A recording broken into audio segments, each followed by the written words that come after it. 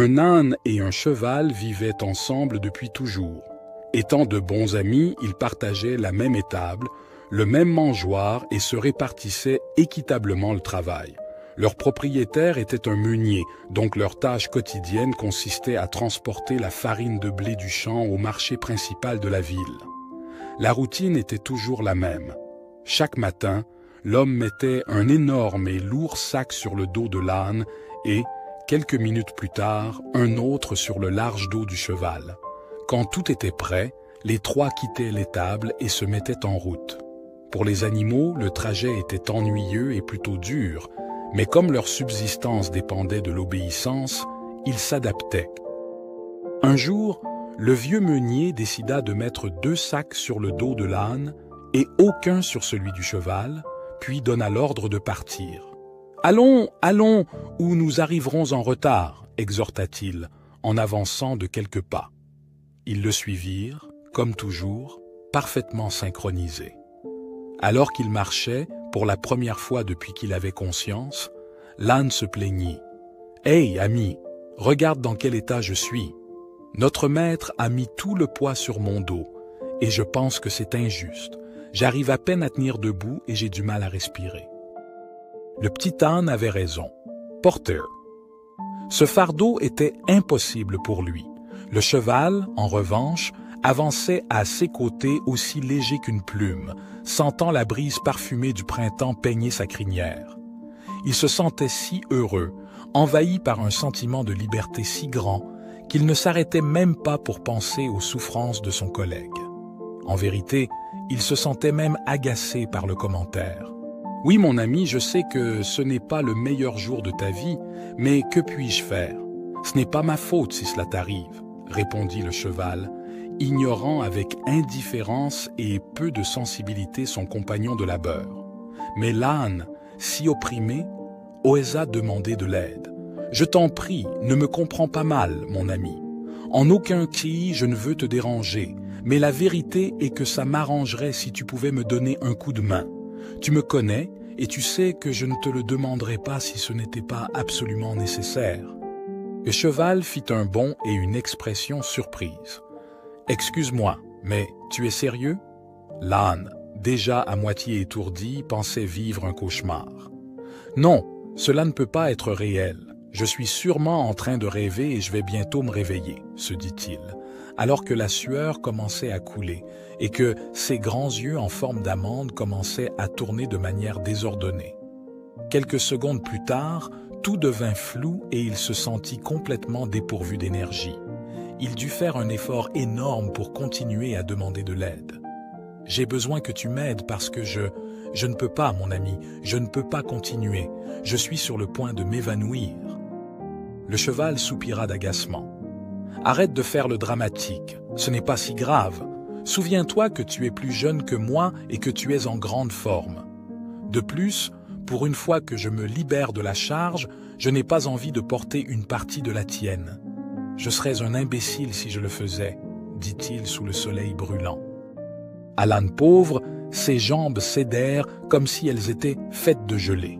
« Aide, aide, s'il te plaît » furent ses derniers mots avant de s'effondrer sur l'herbe.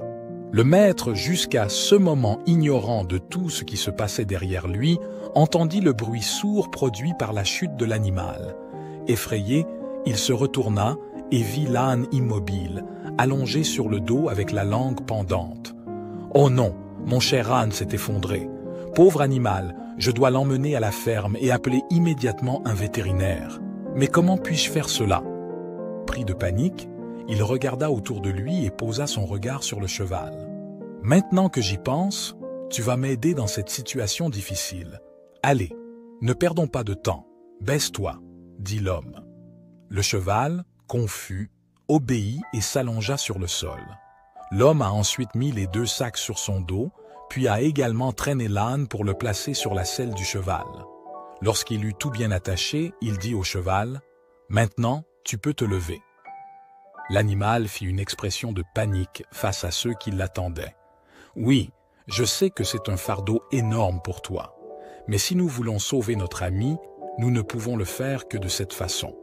Je promets que je te récompenserai avec une bonne portion de foin, ajouta l'homme. Le cheval poussa un hennissement qui sonnait comme un gémissement, mais cela ne servait à rien. Il devait faire le trajet de retour à la maison avec une énorme charge sur le dos. Grâce à la décision rapide du meunier, ils arrivèrent à temps pour que le vétérinaire puisse réanimer l'âne, qui revint en pleine forme comme neuf. D'un autre côté, le cheval était tellement épuisé et faible qu'il lui fallut 3 semaines pour se rétablir, une période très difficile aussi sur le plan émotionnel car il se sentait très coupable. Allongé sur le foin de l'étable, il pleurnichait et répétait sans cesse « Pour mon mauvais comportement, j'ai presque perdu le meilleur ami que j'ai. Comment ai-je pu le traiter ainsi? J'aurais dû l'aider dès le début. » Par conséquent, lorsqu'ils se retrouvèrent de nouveau, avec beaucoup d'humilité, il s'excusa et promit que cela ne se reproduirait plus jamais. L'âne, qui l'aimait beaucoup, accepta les excuses et l'étreignit plus fort que jamais. L'importance de prendre soin de, respecter et accompagner les personnes que nous aimons est fondamentale dans nos vies. Souvent, au milieu de la routine quotidienne et des engagements, nous oublions combien il est essentiel d'être présent pour nos proches à tout moment.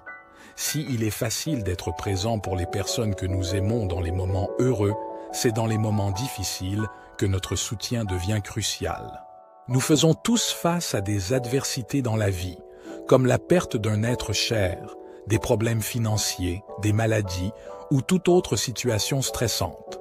Dans ces moments, nous pouvons vraiment démontrer la valeur de nos relations.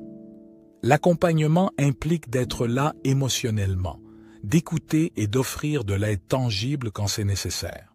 Très souvent, simplement savoir que quelqu'un est prêt à nous écouter et à nous comprendre est très réconfortant. Mais il est tout aussi beau de rendre cette compréhension et cette écoute aux personnes que nous aimons. Faites-nous savoir dans les commentaires qui sont les personnes avec qui vous partagez la charge à transporter. Si cette vidéo vous a inspiré, mettez j'aime et n'oubliez pas toutes les personnes que vous aimez vraiment.